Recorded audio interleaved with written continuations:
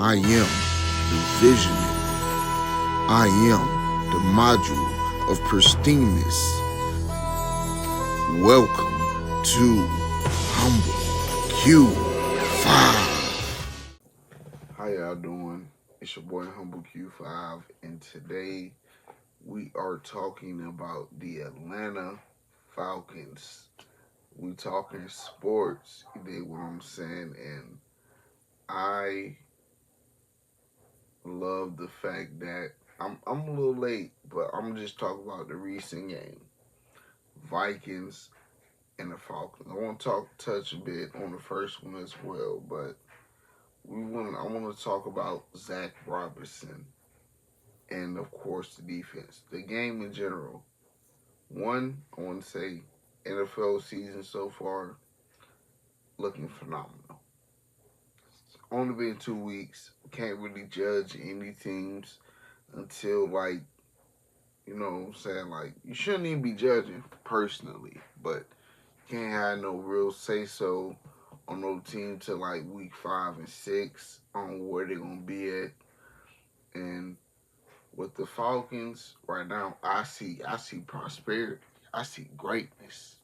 I see that every year, and they still disappoint, but they always get better though. You dig what I'm saying? Like, I knew I knew 2 years ago with Marcus Mariota at quarterback, we weren't making it to the playoffs. We weren't poised for it. But with MP9, Michael Penix, boy, next 2 3 years, Super Bowl bound. This year, I feel wild card, divisional round, possibly even an NFC championship, as long as everybody healthy and standing steadfast. You dig? And the coaching stay on their P's and Q's and stop running as much pistol. So going back to what I was saying, week 1 and week 2. Week 1, we did good on defense. Personally, I liked the defense. We held Baker under 220 passing yards. We held the offensive line held up pretty great to me. Um, and everybody really was like, "Oh, Zach Robinson run too much pistol. We ain't run the ball enough," which we did not. But we gotta realize that was the game plan. Sometimes we gotta understand what coaches do. Like, we can't jump the gun and just blame players and like be critics and not understand and know when we gotta not, you know, be a false witness. Don't bear false witness. You dig? Like, we're not in that playbook. We're not in the coaching staff. We're not in the room. So we don't know what their game plan was as they went into that Bucks game. We could have easily ran down their throat and did like a 50-50 thing. But for Michael Penix to throw the ball over 40 times, that's what they wanted. The coaches wanted to see, is our first year QB capable of throwing that ball 40 times? Can we trust this man, Michael Penix, to throw the ball 40 times in a game? And we even squeeze out a win. Of course, the main goal is getting the W. We were this close. We were one young Hoku kick away, young Waku, my apologies, kick away from actually being in contention of winning that game. And Michael Penix led us down that field. So what did that establish and show? That Zach Robinson knew what he was doing. He knew that Bijan, and Algier, because we all know that they can run the ball down the throat of the Buccaneers. They showed it last year with Kirk in that same pistol offense. So don't think that it was a bad coaching gig. It was more of a, hey, let me see if this young QB that we invested into can be trusted to throw that ball 40 times in a game. And we run and we lean less on the running. Let's just see It's called experimenting. It's called a strategy for those who don't understand and are criticizing the coaches. Let's calm down, relax.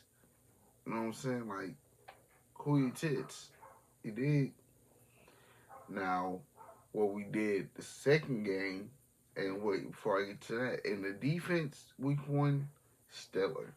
They played how I expected them to play against a divisional team and a guy like Baker Mayfield with Emeka Ibuka, who is freaking good. And we held Mike Evans to under 100. We held both receivers under 100, which we did a lot of last year. We really didn't. We never really let teams get no like big games. Like 20 points is not that much. 3 touchdowns.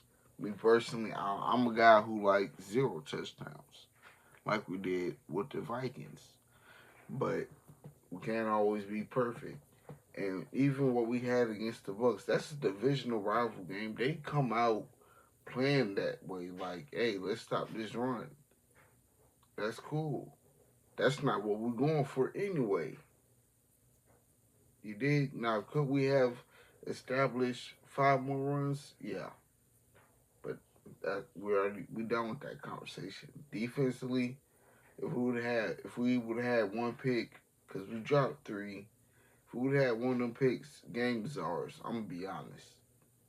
1 pick and a field goal. Hey, that game really could have been out of context because the Buccaneers missed the field goal. We could have really lost by worse. But by God's will, we lost by 3. That's all right. No panic. Now, defense, we could have got better sacks. We could have did a lot of things better. But again, we they never really had an overall good game against the Bucks. Mike Hugh, all I can say is we need to invest into a cornerback too. And Mike Hughes is not bad. I actually like him. Like when I start analyzing his gameplay, he's honestly a very good cornerback too. But do you see the little things he does? Like that touchdown against a very good young receiver in Emeka Ibuka. But he obviously just gets sliced and diced. They always target Mike Hughes. Actually, they was always targeting D. Alford last year, but Mike Hughes, they really got to pick their poison though, because Mike Hughes is actually good. And I really don't even like, I wouldn't even admit it, because last year I was like a hater, and I don't even hate, but I wasn't a Mike Hughes guy, but he's actually very good. Like he's a real deal cornerback too. And I give props to him. Like shout out to you, Mike Hughes. You did your thing. I love your game. Keep thriving. Keep pushing, brother. Keep improving. And he did very good against Sabuka. He just got to play inside. Like he had a. That was really a good ball, bro. Like that was just good offense. You can't in a good route, but just gotta just if he was just a tad bit faster. That's all I gotta say. And the ball placement was well, and so was the rock by Buka. Other than that, the Falcons did what they were supposed to do week 1. We gonna take L's. We can't do nothing but improve. This team literally cannot do nothing but improve. You want to speak that fruit upon our team life as well. I'm a Falcons fan. I'm gonna speak fruit upon. I'm gonna speak fruitful upon my team. You did. Now we talking. Now let's just get into the Vikings. Week 1 already happened. Week 2 already happened too. But let's talk about the Vikings game since it's recent. Thrashed them, smashed them, dominated instantly. Now pressure. I ain't too happy about the game overall. Like I ain't finna overhype the game. I will give credit where credit is due. We went against an injured team and a rookie QB. There's no reason we should be over happy, but we should enjoy this W. 6 sacks, that's cool. Injured O line. Christian Darrisaw injured. Their center injured. Line other than that, their line was stellar at most. Our D line, Jalen Walker, James Pierce, I knew they was gonna be good. Smashed them. Zach Harrison smashed them. Brandon Dolis, he is poised for greatness. I always knew. Oh, excuse me. I always knew it. Loved it. Liked it. Smashed them. Rukaroro smashed them. Divine Diablo, I love the linebackers. Caden Ellis, Diablo, underrated duo. Smashed them. And they're going to keep smashing. Keep smashing. There is going to be no running against this team this year. Do y'all and I see top 15. Defense always been top 15 for the past 2 years. It just be games where we let go because we ain't had no D line. Now that we do, we're a top 12 unit in the NFL, and it only can get better if we draft another DB. If we draft another corner or alignment, another D tackle, like just to keep it versatile and moving, like we smashing. We smashing some more. We smashing some more. Cause heck, we so underrated that folks don't even wanna mention us. And that's good. Guess who else was underrated? And he proved to be that chief cornerstone. Jesus was underrated. Now look at him. He overhated because he's so great. Jesus excelled and he was underrated. Honestly, when he was born, he was getting chased. So, but you dig what I'm saying? We gonna be poised for greatness. You dig? Watch next 2-3 years Super Bowl. I'm saying that confidently. I'm stamping that. I'm stamping that as a Falcons fan. Next 2 to 3 years, we will be in the Super Bowl. Now as I continue, our run defense is great. D line, great. 50% pressure rate, that is well. I am a Rukaroro guy. I'm Brandon Dolis guy. James Pierce Jr. He is well. Jalen Walker. He is well. Their form is good. The scheme is good. The way that we play is good. The defense is looking good, and we should be doing more of what we did against the Vikings, against all these teams. Of course, Raheem Morris and who was our defense coordinator? Uh, I forgot his name. Jeff Ulbrich. They come out with these good blitzes and these good scheme plays to get pass rush and keep doing what they doing. We gonna keep thriving on that D line, and we even. We got some good, fast, strong guys. Leonard Floyd too. Shout out to the vets. Him and David Onyemata, boy, they pursuing them QBs each and every time. I love it. I love to see it. We good. We got top 15, top 12 defense right now, and I see that for the rest of the year. And yeah, like I said, and even going to this Vikings game, we should have seen that coming. That's how our offense gonna be. Like Michael Penix had a good game. He managed the game like he was supposed to be. That was the game plan.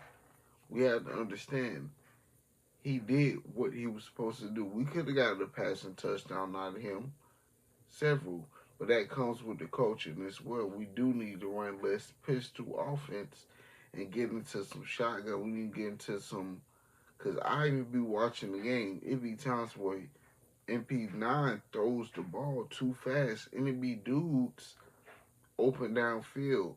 But again, credit to credit due, he's getting the ball out fast. because we are still missing key pieces on the O-line. But the O-line has been holding up pretty well. They played their butts off against the Vikings. Even though they had injured players, MP9 still played his butt off. Like, he did what he was supposed to do. He managed the game. And we let the run game take over like we can. And that was Zach Robinson showing, like, hey, all y'all critics, hey, hush, tone down. Humble yourself. Relax. Let me show you what I'm capable of. And boom, Bijan and Algier. Algier almost 80 yards. Bijan almost 200 all-purpose. If not 200 all-purpose yards. You feel me? That's what we want to see. Now, and I know we can get that mixture because that's what Zach Robinson was showing us. Look, I can do this in the game if I wanted to, but I'm gonna do it separate weeks. I'm gonna do it first week. I'm gonna show y'all that our quarterback can carry a team on his shoulders. Next week, I'm gonna show y'all that our running backs can carry this team on their shoulders. Now, when I put it together, I got a nice freaking Oreo ice cream cake. And it's delicious. We got a nice salad bar. We got a nice 1-2-3 punch. And we've been getting Cal pitch the ball. And now we got Drake and Darnell. Plus, he did that. He almost threw for 300 yards without Darnell Mooney on the field. Now, imagine Darnell Mooney, who they don't even talk about, and the critics never talk about this. Darnell Mooney was 5 yards away from 1,000 yards last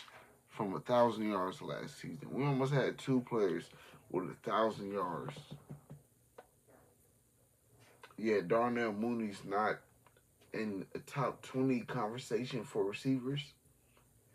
But yeah, a receiver can get 800 and be so-called so good. Darnell Mooney had, eight touchdowns? Probably 10. And 995 last year. Didn't even have 100 receptions. Cal Pitts 600 plus. And they still talking about we waiting for a breakout. Just because the man is a unicorn don't mean he got to have 1,000 every year. It's called spreading the rock. Man been doing it with terrible QBs, putting up good numbers. Mediocre numbers. Now he got a solid QB. Still young. He got a good QB. Not solid, but good. He gonna put up a smooth 600 to 800. He can only get better. I put that fruit in that life. I speak that upon that boy Cal Pitts. But we have to realize he's sharing the field. It's called sharing the ball, bro. You can't just feed one guy when it's so much fruit in this area. We all want to touch. We all want to dabble. We want Darnell to get some. We want Drake to get some. We want Bijan to get some. I want Algier to get some. I want Casey Washington to get some. And I love some Ray McCloud. I want Ray to get some. And I surely want to see Michael Penix use his legs more. Because he is a good scrambler. That is a big guy. Big black dude. MP9. Running down. Knocking people out. If Mahomes can do it, MP9 can do it better. If Mahomes can do it, so can I. I stamp it. Boy, if you don't get... And I mean each word I say confidently. This is the same Falcons team that was 3 points 2 times in a row. Every time we played the Chiefs, 3 points from winning games against the Chiefs. What does that say about the Falcons? We almost beat the Chiefs with Mariota and Taylor Heineke. We could beat boy. We can beat the Chiefs. We could beat them last year. But that's last year. Now I want to speak a little bit about this Panthers game. And I heard AJ Terrell is out with a hamstring injury.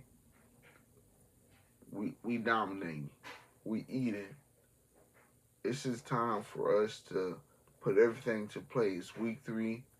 Now it's time to see a smooth 200 out of Penix, a smooth 150 from the rushing standpoint, and a few sacks from defense. Good defensive plays, an interception because Bryce Young may overthrow it or the defense may undercut it and pick it off. Territorial McMillan, I'm sorry if I butchered his name. Shout out to you. But you're getting clamped. Mike Hughes on you, Billy Bowman on you, Jesse Bates, we on that. Let's get that scheme in there. Let's keep pressure on Mahomes. On Bryce Young. And we're going to thrive.